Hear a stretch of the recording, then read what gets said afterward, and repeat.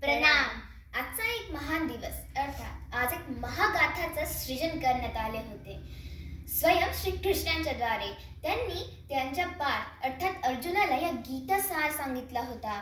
या गीता सारात जीवनाचा सार आहे असेही त्यांनी सांगितले होते व या पृथ्वीवरील प्रत्येक मनुष्याला याचा अधिकार आहे की तो या गीता सारचा लाभ घेऊ शकतो, त्याच्या जीवनाला स्वर्गासारखं बनवू शकतो. श्री कृष्णांनी सांगितले होते, यदा यदा हि धर्मस्य ग्लानिर्भवति भारत अभ्युत्थानमधर्मस्य तदात्मानं सृजाम्यहम् परित्राणाय साधूनाय विनाशाय च दुष्कृतं धर्म संस्थापनार्थाय संभवामि युगे युगे.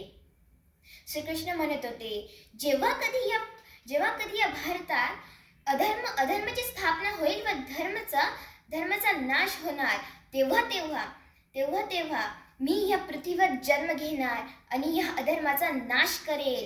मी माझ्या भक्तांसाठी येणारच. मी प्रत्येक त्या मनुष्यासाठी येईल ज्यांनी चांगले कर्म केले आहे व या अधर्माचा नाश करेल व मी प्रत्येक युगायुगात जन्म घेणार. जसे की आता श्री विष्णूंनी कल्की अवतार घेतला आहे या अधर्माचा नाश करण्यासाठी. म्हणून प्रत्येक मनुष्याने चांगले कर्म केले पाहिजे, कारण की कर्मच आपले जीवनाचे साथी आहे. म्हणून आजच्या या महान दिवसाचा भगवद्गीतेचा एक अध्याय तर नक्कीच वाचा.